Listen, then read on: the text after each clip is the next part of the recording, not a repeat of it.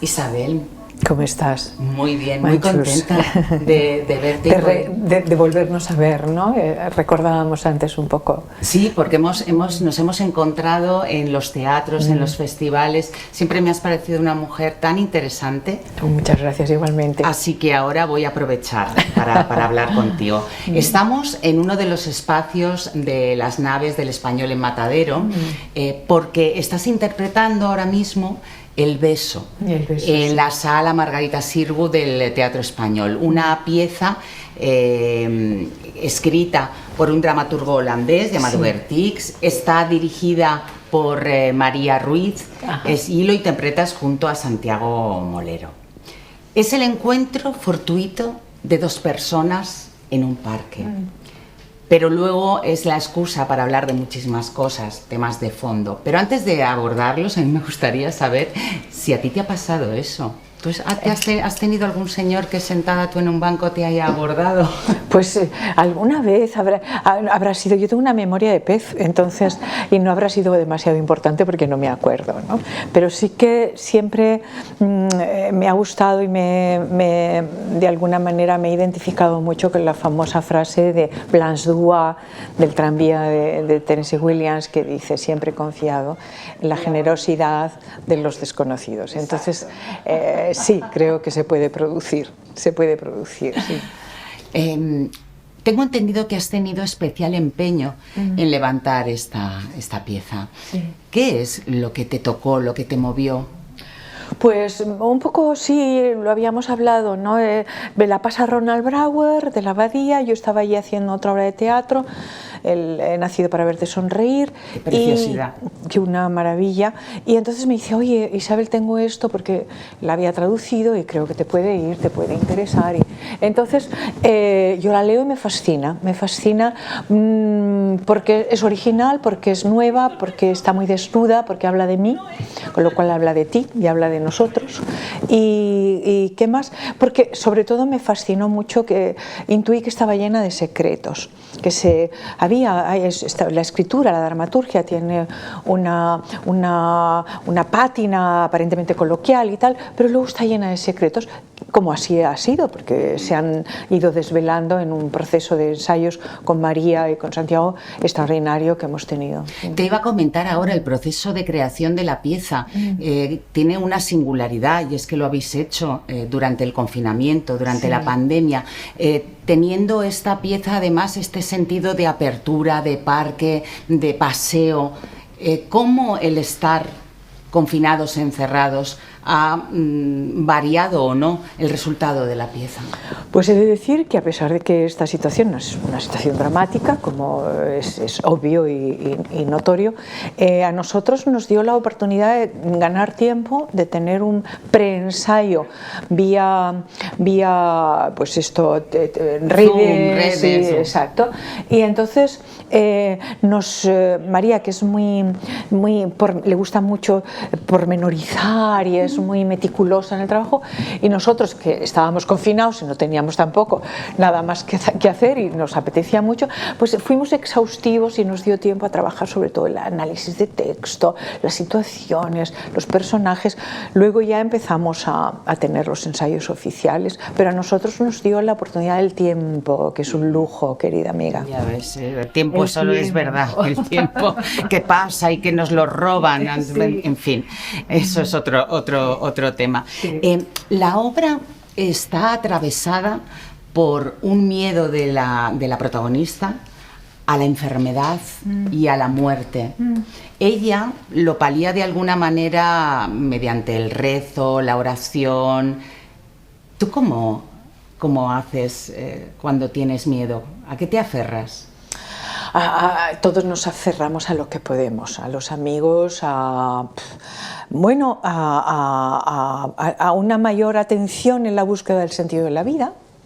En cuanto al beso, ella es una mujer llena de aristas, entonces lo que va a decir, ella es farmacéutica, con lo cual tiene una mente científica, más allá de que el perfil del personaje pues es tradicional, vive en una comunidad pequeña, en un pueblo de los montes, muy distinta al personaje de él, que es más bohemio, más artista, ¿no?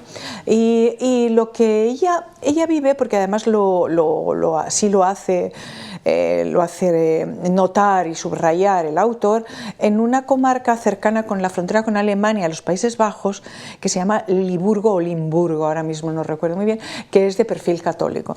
Entonces ella, lo que la pasa, y en eso me encanta porque me identifico mucho con ella en este sentido, es que tiene que ir en búsqueda del destino. Ella sale a buscar su destino en este caso son unas pruebas médicas que pueden ser de alguna manera bastante graves. Y ella lo que va es por un lado, a poner en orden su propia vida, que se la ha quebrado por muchas partes, ¿no? Está la parte del matrimonio, los sueños rotos, pertenece a una generación que puede estar en los 60, los 50 y los 60 y.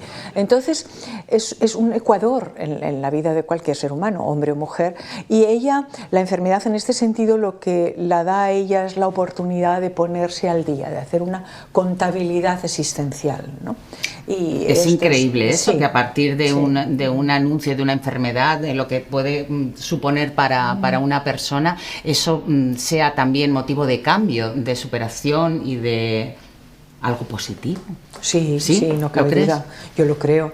Vamos, en ella además es evidente que aparte de que se hable de la enfermedad y de el desamor, si quieres, o de la pérdida de identidad, porque claro, en estos momentos, ¿qué tenemos? Tenemos una profesional que de alguna manera se jubila.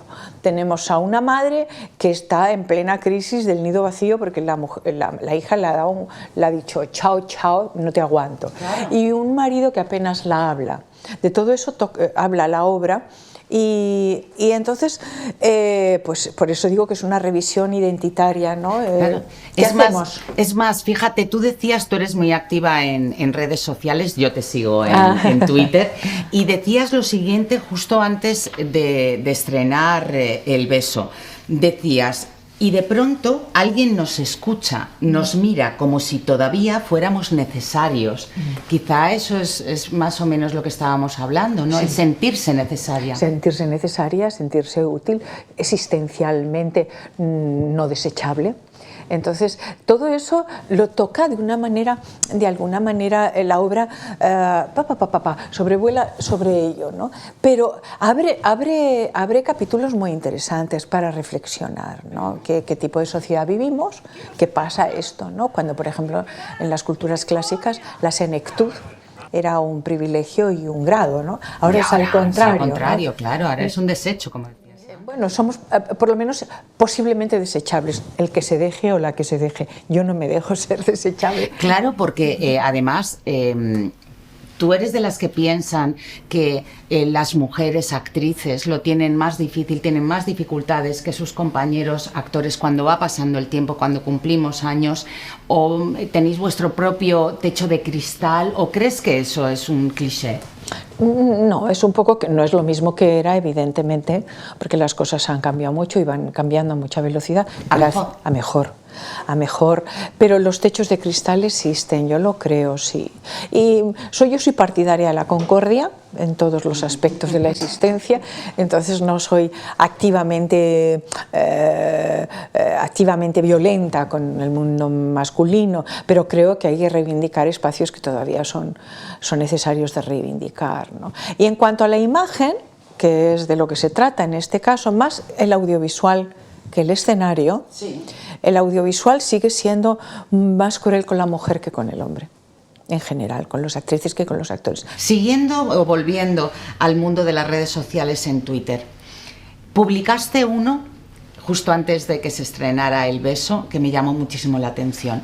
Era una imagen de este cuadro maravilloso de Friedrich, que es el monje ante la orilla del mar, en el que, bueno, quien no lo conozca, por favor, que acuda a él, en el que se ve un hombre frente a la inmensidad del mar y una tormenta amenazante viniendo. Publicaste eso y una frase que decía: una actriz antes del estreno. ¿Así te sentías? Bueno, siempre nos espera la niebla. Para mí hacer un trabajo es una oportunidad poética, siempre. Entonces, y a mí me gusta mucho la poesía y entiendo el teatro, y cada vez más como el teatro en el sentido de crear un personaje como una oportunidad poética. Y siempre busco referencias poéticas o plásticas para encarnar un personaje. Entonces, es la niebla, no sabes qué va a pasar, tú vives un mundo íntimo con tus compañeros, es un arte colectiva, frente a una directora que en este caso ha sido casi como mágica, porque nos ha ayudado, ha sido un placer, es una mujer muy delicada y muy sensible. Entonces es como, sí, claro, pero es algo tan íntimo que de repente lo pones ahí como a la vista de todo el mundo, lo sacas a la plaza pública, ¿no? Entonces vi este cuadro que en ese momento, que a mí siempre me gusta Friedrich, por el mundo sin objetos que retrata. Exacto. El hombre o la mujer, la figura frente a la mancha, porque en definitiva es una mancha. Y frente a la inmensidad, pero en la soledad. En la soledad. O sea, a mí me transmite una soledad muy potente, una sensación además de pequeñez. ¿Tú cómo te manejas con la soledad? ¿Eres amiga? Sí. Yo muy bien, soy amiga, sí.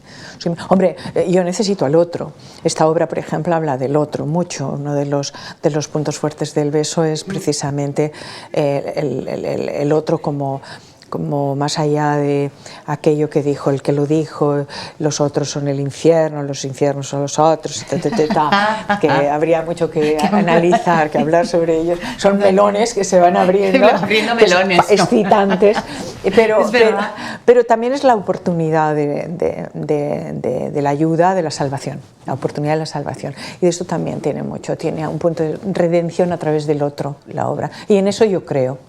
Entonces, pero no obstante, me llevo muy bien con la soledad. Vamos a pasar ahora a tu faceta de escritora, que a mí me fascina especialmente.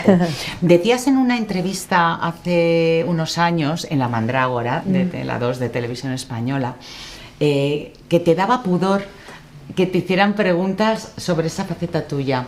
¿Te sigue pasando? Menos porque, fíjate, ya en La Mandrágora ya hablaba de esto. Sí, me acabas de hacer un acto de la memoria muy bonito, muy conciliador. Gracias. A ti. A ti pero, siempre. Sí, siempre he estado escribiendo y bueno, siempre me ha dado un poco de pudor, pero ahora como escribo mucho y cada vez me acerco más a lo que yo considero que es mi voz, porque siempre es la búsqueda por la propia voz, buscamos nuestra propia voz. Como intérprete, por ejemplo, yo siempre he trabajado con voces prestadas. Encarnas a otro. Encarno Exacto. Otras voces, pero la palabra no es mía. Entonces siempre he tenido mucha necesidad de encontrar la palabra en mí misma y ahora pues digo, pues esto soy, ni más ni menos que lo que soy. Nos vamos reconciliando con nosotros, esto es una de las cosas que la vida te regala y entonces bueno, pues sí, llegó un momento que decía, el teatro encarnas una lengua, encarnas una voz, unos diálogos, pero no son tuyos, ¿no? ¿Por eso escribes poesía? Sí, para descubrir mi voz. Sí, mi manera de nombrar el mundo. Y porque escribir me parece una de las actividades más hermosas y más completas en la que puedes pasar la vida, ¿no? Sí, pues mira, aquí tengo tu cuarto poemario, Librillos. Los llamas tú. El agua de la lluvia tiene algo, editada por Pigmalión.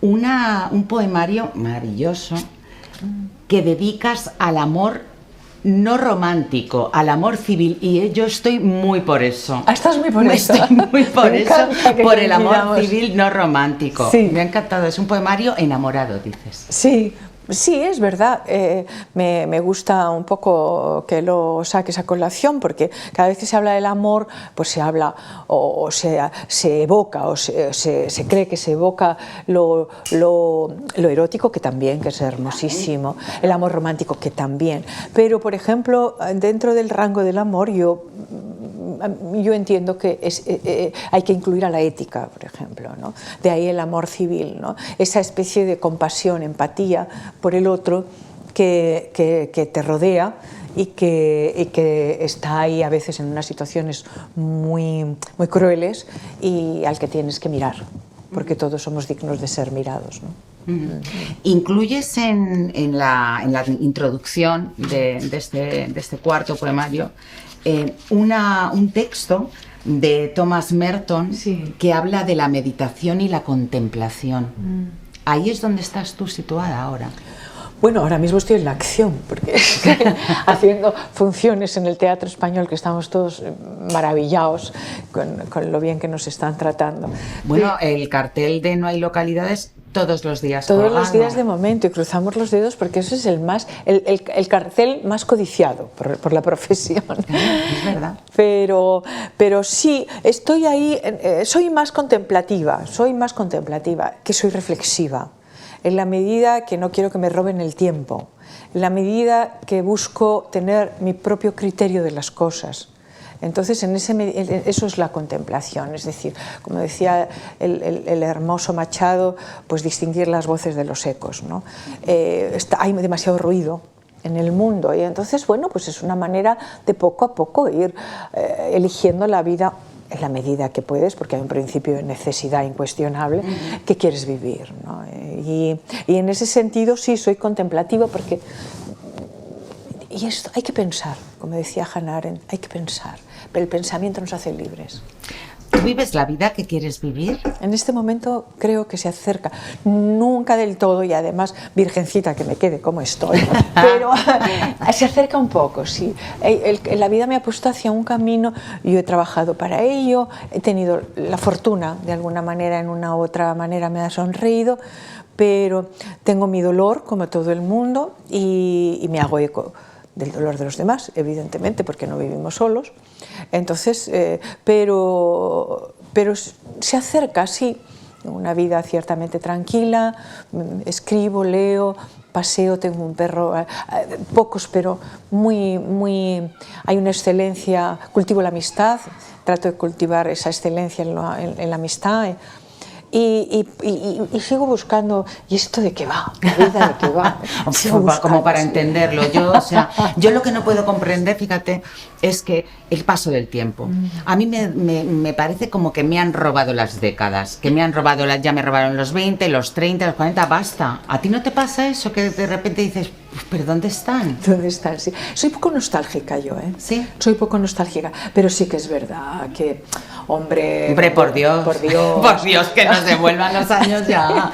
Que nos devuelvan, que pagamos un rescate por ellos, lo que haya que hacer, ¿no? Bueno, pero a lo mejor somos un poco más sabias y más interesantes. Somos eso es lo que a mí me consuela. Sí, evidentemente hay una cosa de la física, que es muy inquietante, que la física cae, no, en todos los sentidos.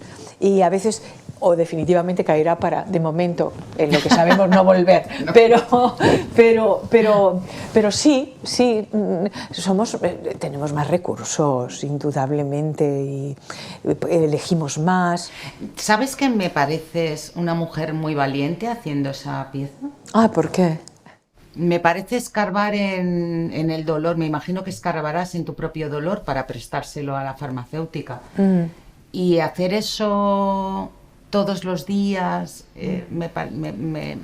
por lo menos eso es lo que yo recibí, Isabel. Muchas gracias.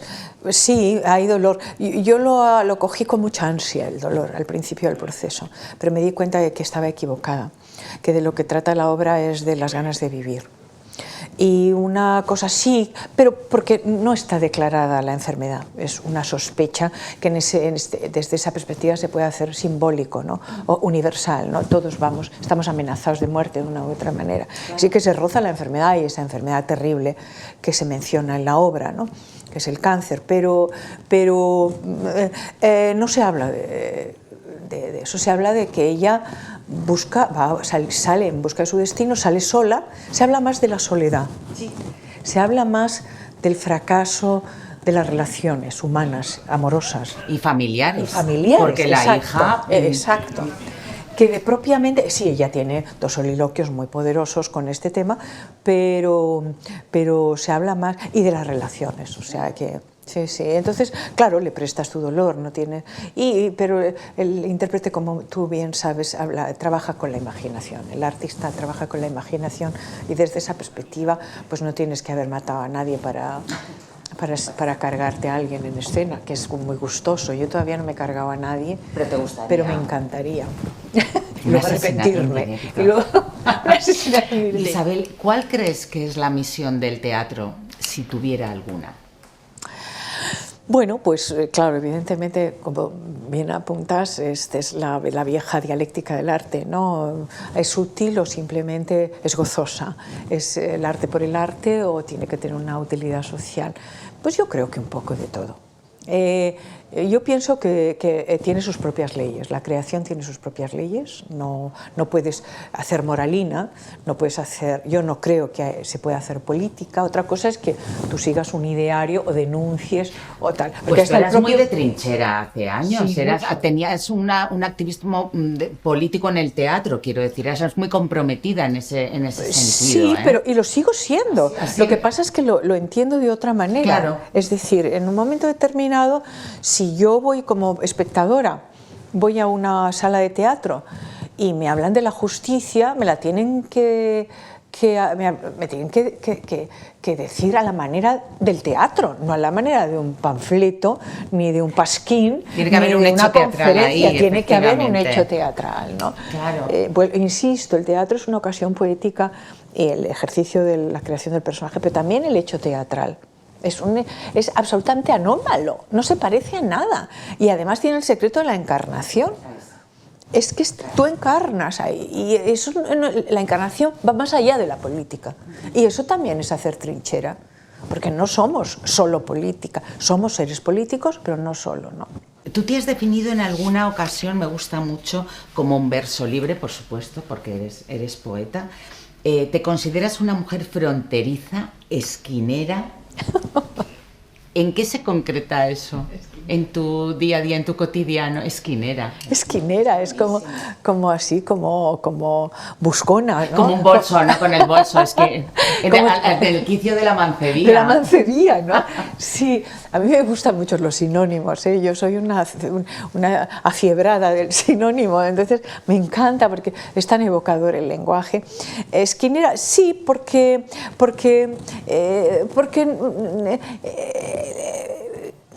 la incertidumbre tienes que hacerte amiga de ella, porque no tienes otra cosa que incertidumbre. El cambio es la única realidad. Y entonces me fronteriza porque creo igual que aquellos creían en la tercera España, los del 27, los del 98, y yo creo que hay una posibilidad. No podemos pasarnos la vida en la confrontación. La frontera es la manera de decir que acaba algo pero empieza otra cosa y no tiene por qué ser el enemigo. Isabel, me pasaría contigo hablando horas y horas. Yo contigo, porque mis encuentros contigo son muy ricos, muy interesantes y me encantan. Muchas gracias, Manchus. Gracias, por favor, por haber estado con nosotros. Un placer, por favor.